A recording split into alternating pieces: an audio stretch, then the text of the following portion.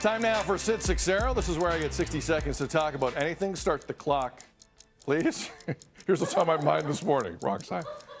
The Winnipeg Jets and Montreal Canadiens did battle in Game 3 of their second-round series last night at the Bell Center, but even before puck drop, you can make the argument that both sides were already winners. The federal government on Sunday confirmed it was waiving its 14-day quarantine for any Canadian team or their American opponent in the final 2 rounds of the Stanley Cup playoffs. Now, there will be stipulations. Both teams have to travel in private jets.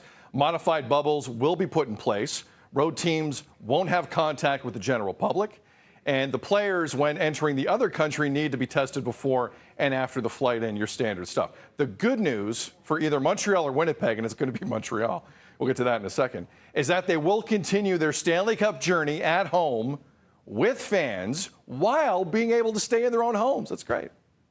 The bad news for Immigration Minister Marco Mendicino is that everyone else affected by the closed border will now be asking the legitimate question, what about us?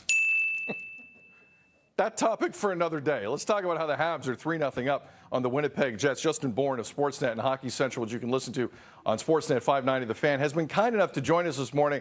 Justin, look, Carey Price is good. I don't get what we're seeing here. 6 straight wins for the Habs. Help me, what am I missing with the Montreal Canadiens, with all due respect? 6 straight wins seems like a bit much for this roster on paper. Yeah, no, I know. Well, first off, we'll give them some credit. Like, Mark Bergevin all season has been claiming that that's what this team is. This is a team that's going to be built for playoffs. It's a team that's bigger and more defensively sound than other versions of teams he's built. And one of the reasons he thought they had an advantage in this division was that they could actually defend and made defending a priority. So the biggest thing right now is just there is some luck involved in hockey in scoring the first goal. And when Montreal scores the first goal, it is really hard to beat them because they don't take chances, they stay tight, and they can look like the version of Montreal that they want to be. You score first on the Habs and they have to open it up a little bit. They're not so good, but they've scored the first goal a ton of games in a row here. They've led for like 400 straight minutes, and suddenly they look like a defensive juggernaut. Game 4 tonight. Is this over? Like, does this end tonight? Jeff Petrie left the game last night for the Habs. He plays a ton of minutes on their blue line. It's a big loss, and we don't know if he'll miss tonight exactly yet. Yeah. But does this have the feeling that Winnipeg has shockingly just said, all right, we lost Mark Scheifele due to suspension. Let's start our offseason. Yeah, like, I don't know if it's going to end tonight, but if it's not tonight, it's going to be in 3 days. And if it's not in 3 days, the series is cooked. You know, the Winnipeg Jets this year had a lot of potential, and when the good version of the Jets is like super dangerous and very good. However, they were bad down the stretch. That kind of gets lost in all this. They pulled it together to beat the Oilers, which surprised a lot of people, but they had some tough games down the stretch. Then they lost Mark Scheifele. Dylan DeMello was a huge loss for them because they were already weak on the back end, couldn't afford to be weaker. So they look more like the bad version at the end of the season, but a bit worse. So I'm going to say, yeah, this series is all cooked here.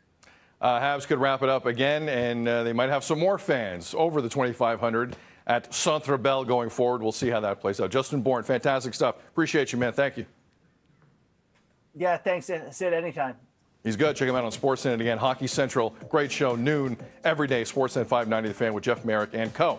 Coming up, you sound off. Numbers yesterday were at their lowest in this province since October. With the heat, there were more people outside. If you had a backyard, I'm sure you were in it. Our You Sound Off question today, with the lowest case numbers in months, is it starting to feel like we're returning to normal? 1-866-267-3797. Feedback at breakfasttelevision.ca, at Breakfast TV on Twitter, 24/7. It's 6:44, Toronto. Good Monday morning. This is BT.